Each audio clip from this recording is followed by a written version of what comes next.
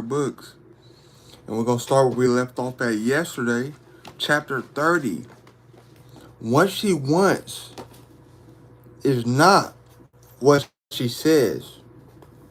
Sometimes a woman will make a request of her man in plain English, not to get him to do something, but to see if he is so weak that he will do it.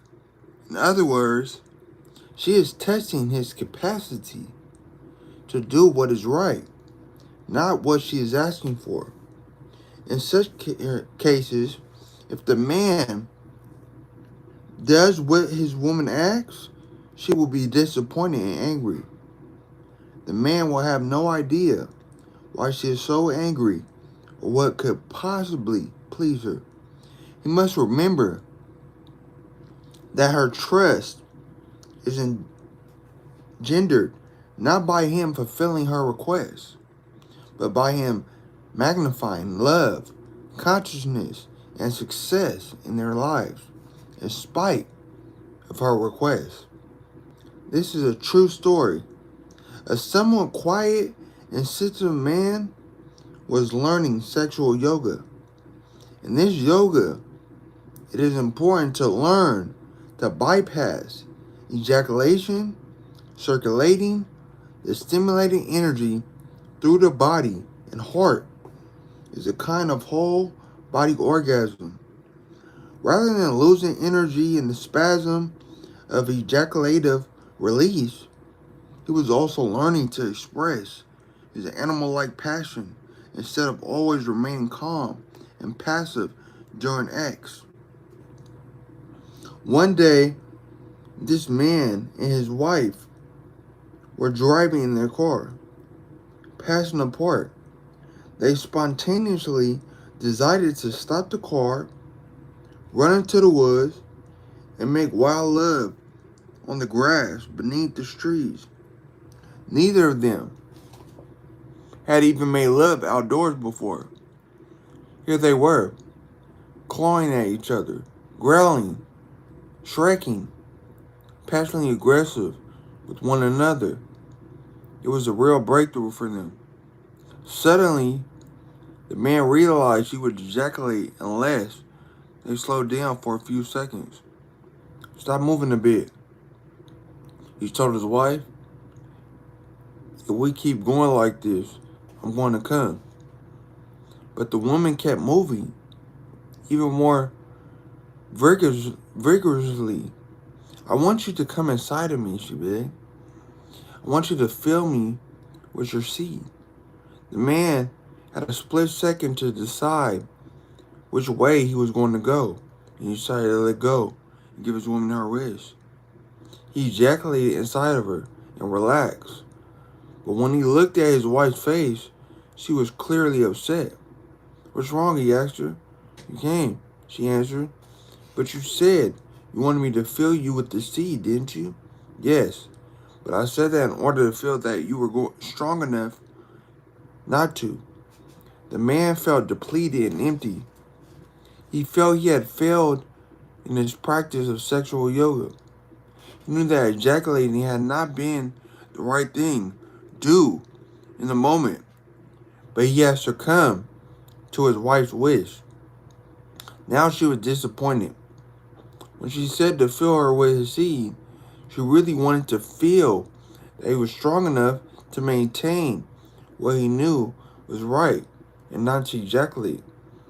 That would have been much more erotic to her, more polarizing, and more trust producing than his obedience to her request to ejaculate.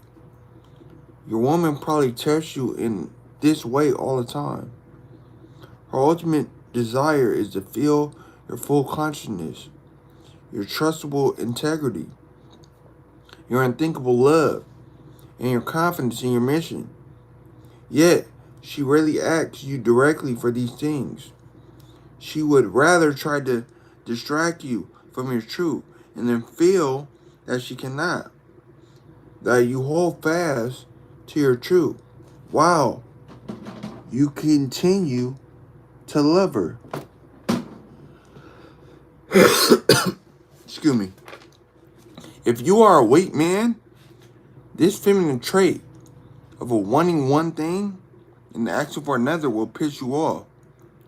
You will wonder, why don't you just tell me what you really want?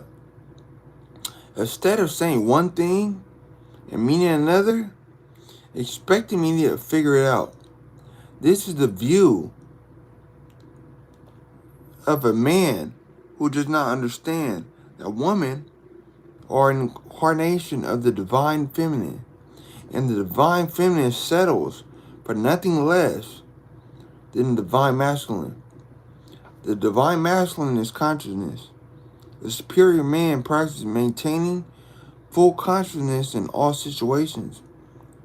If ejaculation results in the decrease of your fullness, a demeaning of your presence, a collapse of your consciousness, then you should not ejaculate, even if your woman says she wants you to, especially when your woman says she wants you to. Your woman will actually do all kinds of things every day. Do not allow yourself to be swayed from your truth, from the direction of your heart. Underneath your woman's superficial request is her actual desire and need. She wants your passionate fullness to pervade her. She wants to be able to trust the unshakability of your loving. She wants to feel in your bones that your divine masculine presence is stronger than your distractibility. Your woman is a form of the goddess, taunting you, testing you, seducing you, ready to chop your head off with her wrath if you are weak and ambitious in your truth, and ready to surrender to the force of your loving if you are steady and brilliant in your loving consciousness. Know that your woman is always pleased by your strength and love, freedom, and consciousness. If her requests and desires can sway you from what she knows is your highest goal, she will be angry and disappointed with you, even though she asks for it. Always ask to maintain your fullest consciousness. Always apply your sword of discrimination to your woman's requests, never taking them at face value, but always checking them with your deepest wisdom and following the road of your highest truth. Even if it seems to mean disappointing your woman, she won't be disappointed if she feels you are strong and clear in the true direction of your heart. And if she is disappointed by your deepest truth, you shouldn't be with her. Chapter 31. Her complaint is content free. Women are always wanting divine masculine presence in a man, regardless of their specific complaint or mood. A man should hear his woman's complaints like warning bells and then do his best to align his life with his truth and purpose. However, if he believes in the literal content of her complaint, he will immediately go off course, for the content reflects her present mood more than a careful observation of his tendencies over time. Her complaint should not be valued as a reminder to get it together, and perhaps as an indication as to how, but more often than not, the specifics of her complaint do not describe the real, underlying action or tendency that needs to be changed. Your woman says, how can you spend so much time in front of the TV when our rent is due in a few days? We're behind on car payments and you just lost your job. Don't worry about it. I have a job interview tomorrow. Well, why don't you get off your butt? You said you were going to clean out the garage weeks ago. I can hardly get to the car. Okay. I'll clean the garage this afternoon. Your woman stops talking and goes about her business, but you can feel her simmering anger and tension. You don't be like to be around her when she's like this. You want to get out of the house. I'll be back in a few hours. and I'll clean the garage, you say, as you grab your coat and head for the door. You hear a glass break in the kitchen, so you go in and find your wife furious. I can't take this anymore, she rails. What? I said I clean the garage. What's going on? You wonder? I just can't take it. She cries out, pulling away from you, closing up, not letting you touch her. I don't get it. I said I clean the garage. I have a job interview tomorrow. Everything is going to be fine. What do you want? You probably have some vision of the conversation with your woman. It holds the key to masculine growth and freedom, and it reveals a common mistake men make with their woman. The thing your woman is complaining about is rarely a thing she's complaining about. It is a mistake to believe the content of what she is saying, and then the content of what she is saying, and then respond to her complaints point by point. When she complains about financial issues, she's usually feeling a lack in your masculine capacity to direct your life with clarity, purpose, integrity, and wisdom. The money itself is secondary. If you were poor, but totally conscious, happy, full of integrity, fearless, humorous, loving, and giving your fullest gift to the world and to your woman, she wouldn't complain about lack of money. When you say you will clean the garage and then weeks pass and you haven't, her complaint isn't really about the garage. Sure, she'd like a clean garage, but this is a superficial issue. The deeper issue is that you didn't do what you said you would do. You gave her your word, and you didn't follow through. She can't trust what you say, and this hurts her deeply. She might seem to be overreacting to you. Why is she so hysterical? It's only a garage. But she could feel your lack of integrity. Not having cleaned the garage. Yes, seems like a small thing to you, but it shows you don't follow through with your word, with your purpose. Your word is a it's a demonstration of your purpose, of your masculine core. When you don't follow through with what you say you're going to do, she feels that your masculine core, she feels let down. She can't trust your masculine direction. And so, she feels a great loss. Over time, she will begin to build up her own masculine protection against your lack of integrity. She will begin to guard herself against the hurt that you lack of carry through causes. She will harden herself, becoming angular and tense. To you, the garage seems trivial. To her, you have failed at your word. She can't trust you. It's very much as if your woman were to become slovenly. The core of the feminine energy is or radiance. If she stops taking care of herself, if she becomes dull and trapped, always tired and worn out, then she is unable to give you the feminine energy you desire intimacy. You might still love her, but you will begin to look elsewhere for feminine energy. At the level of polarity you are attracted to and enlivened by her feminine radiance. Likewise, at the level of polarity, she is attracted to and relaxed by your masculine clarity, direction, integrity, and presence.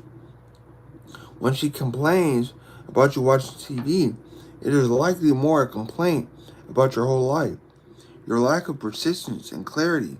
If your woman felt you were living totally in your clarity of purpose, if she felt you totally present with her when you chose to be with her, then you said, I'm going to relax and watch TV for half an hour. It would be fine. It's not the TV watching itself that really bothers her, although that is what she'll talk about. You must listen to your woman more as an oracle than as an advisor. She usually is speaking in a very tangible but revelatory style. She is revealing your consciousness, habits that prevent your fullest awakening is consciousness. Your unconsciousness causes her pain. She won't say it that way, but that's what she's indicating. Don't argue with her about the garage and the job interview. That's not what she's talking about. Even though that what she's talking about, hear her complaint as the universe giving you signs about your life. Is watching TV right now the best way to use the moment? Sometimes you need the recreation, but sometimes you are just being lazy, trying to forget the responsibilities you have created in your life. Did you purposely lie to your woman about cleaning the garage? Or did you just let it slide? Like you do with so many commitments you make in your life. Can you really blame your woman for being hurt by the lack of integrity that shows in your life? If she can't trust you with living your life from the deepest wisdom and fullest capacity, she can't trust you with her life. She can't trust your masculine impeccability. So she naturally will compensate by overdeveloping her own. She is not only being masculine for herself, now she's being more masculine for you. If she's got to remind you of the job interview or the mess in the garage, she's applying the masculine direction for the both of you. And this results in stress. Her body will begin to show it. She will become less radiant and less relaxed on her feminine power and glory because she is to compensate for your failure. The bags under your woman's eyes and the lines in her face may reveal much about how clearly you are living your highest purpose. Of course, your woman has your own unconscious habits to outgrow, but sometimes she is reflecting yours. Try to do your best to determine which of her problems are actually exquisitely sensitive. Body feedback to the way you are living your life. You know the amount of bullish you are kidding yourself with. So does she. It just hurts her more that it does it to you. Thank y'all for y'all time. Make sure y'all like, share, subscribe, all that. So we're going to stop right there at page 116, chapter 32. If she doesn't really want to be number one. So, yeah, we're going to start that later or tomorrow. Make sure y'all enjoy y'all day. Keep thriving. The best is here. Glow.